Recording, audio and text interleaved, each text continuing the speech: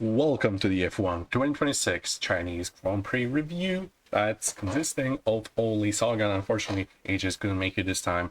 Wish him, well, the best conference he could have possibly for his new job. Wish him the best of luck there, and we'll cover the review very quickly. I'm already used to talking alone, so I'll try my best. Nonetheless, predictions should be with him, potentially. If not, then we'll make sure we can hear him next week for the reaction to the Japanese Grand Prix. So this is the Chinese Grand Prix, which happened over a week ago, so it's a bit late, but we'll try to cover it the best we can. So it was the first sprint weekend of the season, the very second race actually, and yeah, it was we only had one practice session, so the teams really didn't have much time to set up their cars and so on. So we pretty much ended up just with the same pecking order for the rest of the weekend, which was similar to Australia. Let's be real, there wasn't much change. Mercedes at the top, Ferrari very quick the starts and certain parts of the weekend. Red Bulls and McLaren's kind of in there, even though Red Bull was pretty bad in the sprint. McLaren's were just in that no man's land between Mercedes, Ferrari, and the rest. Yeah, that's pretty much it. Sprint was won by the one and only George Russell, who was to start on pole in the sprint race. So that's 2 points for HEX. And because of the start of the sprint, Oscar Piastri, when he got points finally, his only points of the season to date, as he only managed to finish a single sprint race this season. that's it. He was good, but yeah, nowhere near a star, I would say. And Esteban Ocon, I mean, yeah, Ollie has had the upper hand this weekend again. Disappointment, Leclerc, not really. I would maybe say the opposite even. I really love those fights at the start of the races, because it's always there's Ferrari versus Mercedes, and until like 10 laps later when the Mercedes just overtakes them, and yeah, it's a little one-sided there, but it was fine. There's one thing good about this fact is Ferrari is such a good car for starts. Mercedes doesn't look like a particularly good starting car, so you always get this mix at the front whenever the race starts. So that's exciting for a couple of laps until Mercedes eventually just cruises by the Ferraris. Even though the gap is not like humongously big, it's still big enough for the Mercedes to just always come on the top eventually. They just have to wait it out and yeah, eventually pass the Ferraris. Yeah, star disappointment, I have no idea who I give this to, because I don't really remember the sprint to be honest. Yeah, I guess I can give it to George. I guess star disappointment, whoever the okay, let me remember the sprint race. I think Max had a really bad start and ended up outside of the points, so maybe him, but he actually almost got the point. So yeah, that was probably a random midfield driver. It's over a week after the sprint race happened. Honestly, I don't remember it much, but I remember the actual race, so that's better. We go over to qualifying. We had Kimi Antonelli with his maiden pole position in Formula 1. Very good job. Unfortunately for George, who had some mechanical issue, whatever, with his engine in Q3. Yeah, that's it. Antonelli pole position, Russell P2, then we had Lewis Hamilton P3, so that's a point for me. P4, okay, I don't remember. Actually, I don't remember exactly the results, but I'll check them pretty quickly. This is not the. I don't usually have HX for this because he remembers the actual results, but yeah, ends up being me alone here, which is yeah. 126 F1, whatever. Give me results. Chinese qualifying, okay. And not only pole position, George Russell P2, open my thing and the phone. Lewis Hamilton P3, Charles Leclerc P4, and Oscar Piastri P5. So yeah, no more points there. When it comes to the race, which okay, here it is. Okay, I'll check this. Check the sprint if I can even give someone the thing. Okay, looking at the sprint results, there's not much to really say here. HRP 15 is not good, but I mean Lawson P7. I guess we can give it to Lawson for the sprint star, or potentially Charles, who finished like 0.6 seconds away from George Russell. For disappointment, not really sure even what happened to most of these guys at the bottom. It's like Hulkenberg, Bottas, and Lindblad DNFing. I guess I don't know, probably Hajar, whatever. Qualifying, okay, that was covered. Now back to the race results. So Kimi Antonelli with his first win in Formula 1, second youngest winner in F1 history. Very emotional on the podium and so on. Very, very happy for him. So he's got a very bright future rid of him. That was certainly a good start to the season for him, despite being clearly the second best driver at the team. It is a very, very difficult job to beat George Russell if he wants this title, but the chance isn't zero, so I guess good luck to him. George Russell P2. So yeah, no points for the race as well. P3 Lewis Hamilton. So I had the podium correct, just in the wrong order. Of course, happens to me. P4 Charles Leclerc, so no points. P5 Ollie Behrman. That's cool. Ollie obviously isn't in our thingy, so no points. Because the extra categories, driver of the weekend, not Carlos Sainz, definitely. Even though he finished in P9 in the race, there are many other more impressive drivers, but we don't really know what exactly goes on in Williams. They're so slow, honestly. Third slowest team, quite comfortably, which is unfortunate. We all expected them to be good this year because they just gave up on 2025, even though they had a good car. They didn't develop it at all and came to 2026 with completely overweight car. But they still have the Mercedes engine, so that's the saving grace, I guess. Hamilton driver of the weekend. This could be a good shout.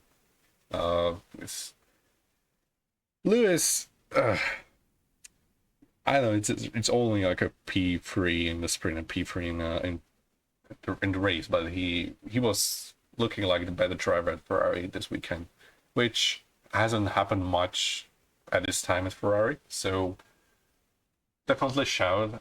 When I think about other drivers, obviously Kimi Antonelli with the first win in pole, but that was helped quite a bit by George issues in Q3. Ollie Behrman is a huge shout for driver of the weekend. That's why I didn't give it straight to Lewis, but there's also Gasly P6. Lawson had a good weekend as well, P7 both race and the sprint. Mostly Colapinto first points in Alpine. I would say there are three drivers who we could give this to Lewis, Ollie Behrman, and Liam Lawson. Honestly, I would need Ajax here to actually decide the clear winner, so I'm gonna give it to all three. Therefore, I get a point. May look biased, but I honestly don't know who I give this to because I need other second opinion.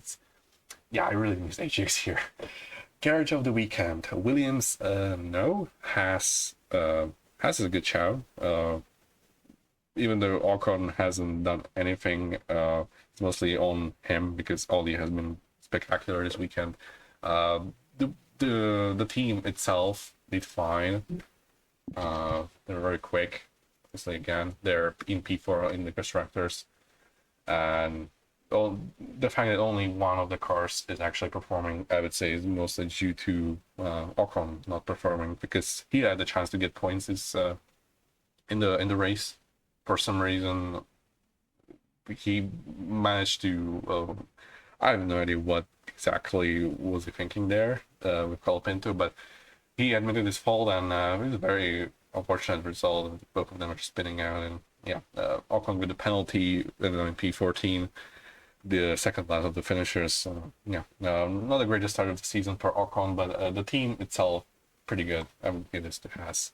There's not really other team I could give this on. Mercedes, they didn't even get a 1-2 in every single session, and yeah, Ferrari, they gave it a fight, but they didn't win. So that would probably be the one thing they would give it. Obviously, there's other teams like McLaren, horrible. It speaks for itself. For the Grand Prix, they got a double DNS. Red Bull, very very slow this weekend. Audi was decent but inconsistent. Alpine double points in the race, but that was hugely helped by other teams' misfortunes. Racing Bulls only with one car there, with Lawson. Same thing for Williams with Sainz. Aston, horrible as always, and Cadillac existed. So yeah, this goes to Haas in my opinion. Blunder of the weekend. This goes for the driver who has been not having the greatest weekend, and Lindblad honestly is a very good shot. I'm gonna give it Ajax a point here because his debut was so impressive that yeah, it was not the greatest weekend in China. I'm not really sure if he even raced there at all before.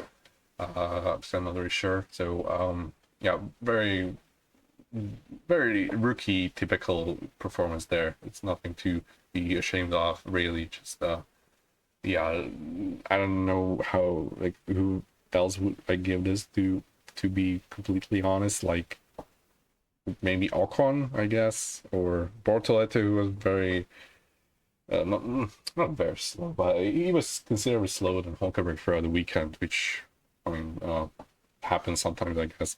Aston's no idea. Cadillac's no idea. Alpines were decent. I mean, yeah, I don't know. Probably like between Lindblad, Bortoleto, and maybe Alex Albon as well. Like, he didn't even start the race. Many drivers didn't start the race, 4 to be specific. Yeah, I would give this to Lindblad's purely on performance compared to last weekend. It's he had such an amazing debut. Ferrari of the weekend. It's for the team which blundered the most during the weekend. It's the result of Ferrari this time around.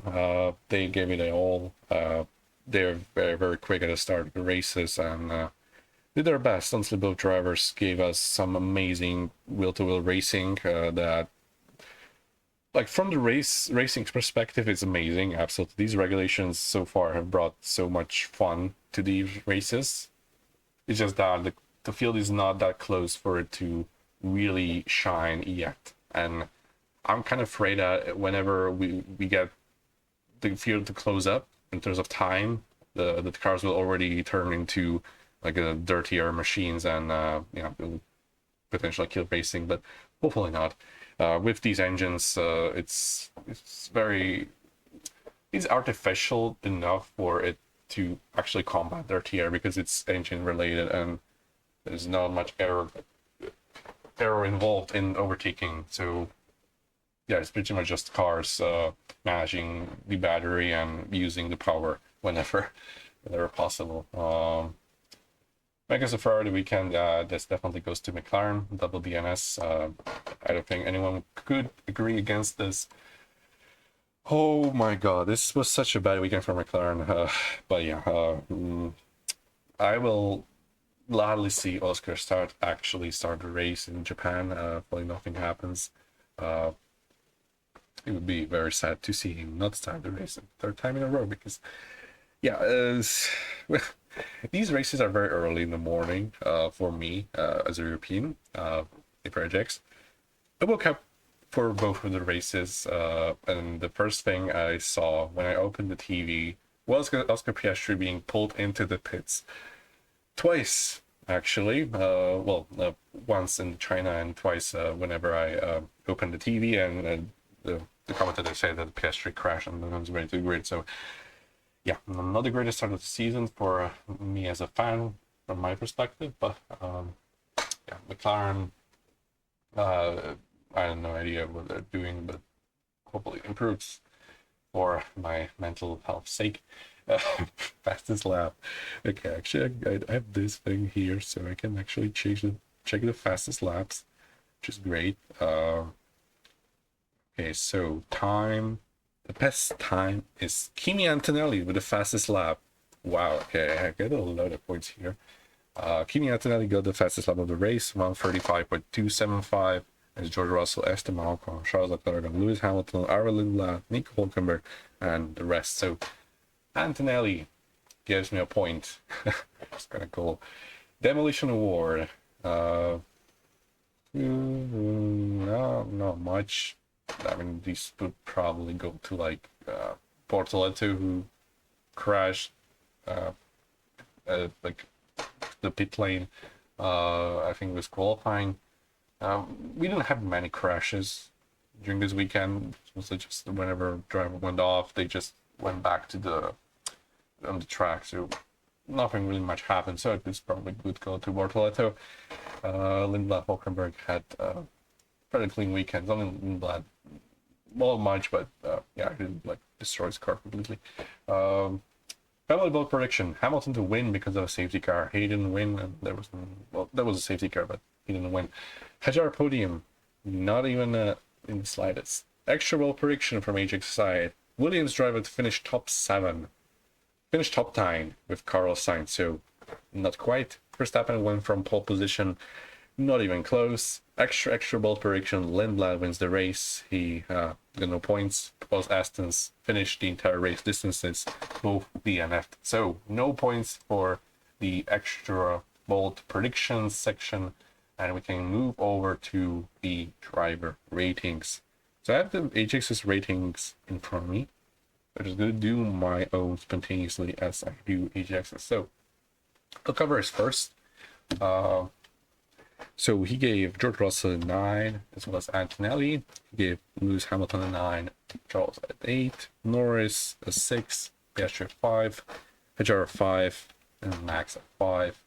Ollie a 9, Ocon a 3, Hülkenberg a 6, Gasly an 8, Bortoleto a 5, Colapinto a 7, Lindblad 4, Lawson a 9, Sainz an 8, Albon a 5, Stroll a 5, Alonso a 5, Perez a 6, and Bottas a 7. Yeah, for most of these teams, it's fairly difficult to actually rank these drivers because these are the new regulations. We don't know anything apart from the driver head-to-heads because they all have the same car, so it's pretty much just based on where the teammates are compared to each other, and whenever they both seem to maximize their cars, they're both getting higher ratings. I'll give George Russell. He didn't do much bad this weekend. He dominated the sprint, and the qualifying obviously was unlucky. He was looking for pole, and in the race, it wasn't much happening for him. So he finished P2 where he was meant to be, 5 seconds behind Antonelli in the end. I'm going to give it a 9. I'm going to give it an 8.5 because I feel like he could have beat Antonelli to the win. He should have had the pace over him, considering the rest of the weekend how it looked like. Antonelli, sprint was pretty bad, but the race was very, very good. For that sake, the race itself is more valuable than the sprint. I'm gonna give him a 9.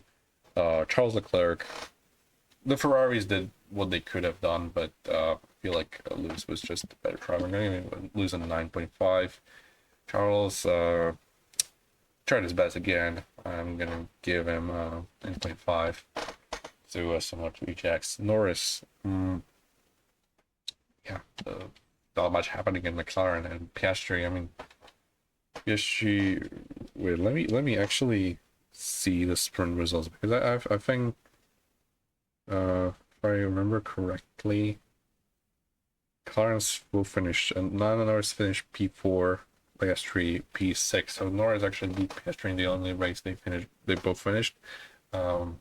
With PS3 out qualifying Norris for the main race, but both of them ended up not starting the race, so very difficult to rate them. So it's just 1-1. So with them getting a 5, I guess. I don't know. How can you really rate them? To be honest, yeah, I don't know. Red Bull, Max with horrible starts to start the season. I mean, he has only one.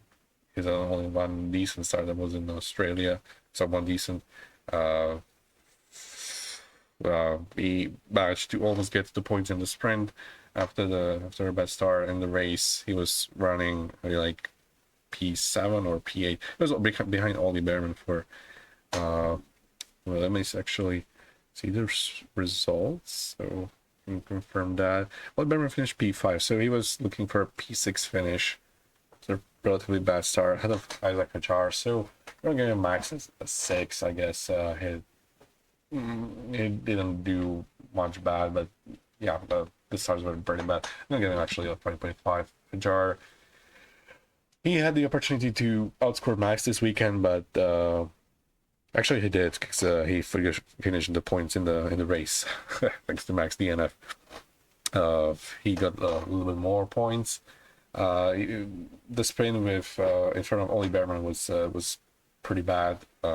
He really missed the opportunity there. His starts were better than Max's, but overall looking slower than Max's weekend, even though not that bad like we saw from Yuki, Liam, or Checo in the last few years. I'm gonna give him a 5. Lower than Max, but not like that much away.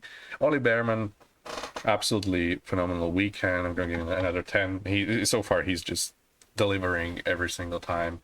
Can't really say anything bad about him. Just manages to excel in qualifying, the starts, the overtakes, the race, everything just very good. Ocon, huge missed opportunity in the race. Was looking fairly quick, but yeah, what a missed opportunity. I'm gonna 4. Is not looking good for Ocon. Bortoleto, very disappointing weekend. I'm gonna 3. Hulkenberg did all right. Finished fairly well in the. Oh, but actually, let me check the sprint, because I think it's the end of it. Okay, he did the end up in the sprint, or he didn't start maybe. Essentially, just he didn't race much in the sprint. Let me see the race results. He finished P11, which was due to the pit stop, because he was like around Colapinto before the pit stops, and then after that he was like miles behind Colapinto, and Colapinto had that spin with Ocon. So no idea what actually happened during that pit stop, but Ocon lost like over a half a minute to those he was fighting, so he could have very well scored points before the pit stop or whatever happened. It's just, I don't know what Audi did, but Ocon should have scored points. I'm gonna give him a 7. Gasly, very good performance. Give him actually, let me check the sprint. I feel like he did pretty well in the sprint too. Yeah, P11. Behind Lawson, Max, and 2 Haas is pretty much very expect. Yeah, Gasly a solid P5. And Colapinto first points, but yeah, was just a slow improvement. 6.5. Lawson, honestly, Lawson probably a 10 as well. He did pretty well in both the sprint and the main race. I mean, he was behind Gasly and Owen Behrman. Yeah, maybe 9.5, because I feel like he could have finished higher in the race, considering he's behind Gasly and Behrman. Behrman he should be competing with, and Gasly should be finishing behind Lawson on pure pace. So yeah, Lawson with a 9.5. Lindblad, very disappointing weekend for him. Gonna get like a 2.5. Okay, actually maybe 3. Actually gonna drop Ocon to 3.5. Okay, Carlos Sainz, pretty good. 9, Alex Albon.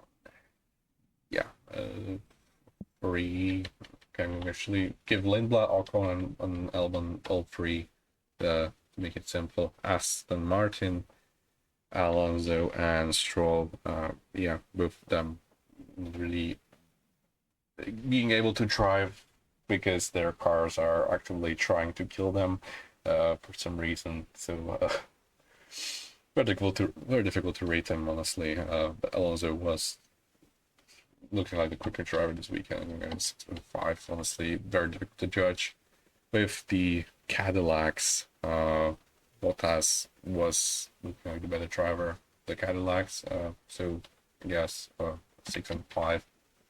Again, difficult to rate them because they're just competing against each other, and although they do something absolutely crazy, like actually beating the other team. Obviously, Bottas finishing ahead of Ocon, which is good, but Ocon had a penalty in Spain and everything. Yeah, let me actually check qualifying because I think he outqualified in Aston. Not that like it's a huge win, but yeah, Bottas outqualified Stroll in Aston Martin. So yeah, Bottas gets the additional point. Perez was actually pretty slow in qualifying, so I'm gonna give Perez a 4. Okay, so that's the driver ratings for Chinese Grand Prix. Yeah, that's it. So because I actually remember much from the race other than what I've mentioned already. So obviously the great racing, Antonelli's moments, and been a while since we've heard a combination of Italian and German anthem on the podium. Probably the last time was Schumacher in the Ferrari. So yeah, quite a flashback. Yeah, thank you so much for watching. Gonna see you next time, hopefully with AJX for the Chinese Grand Prix predictions. So see you next time. Peace.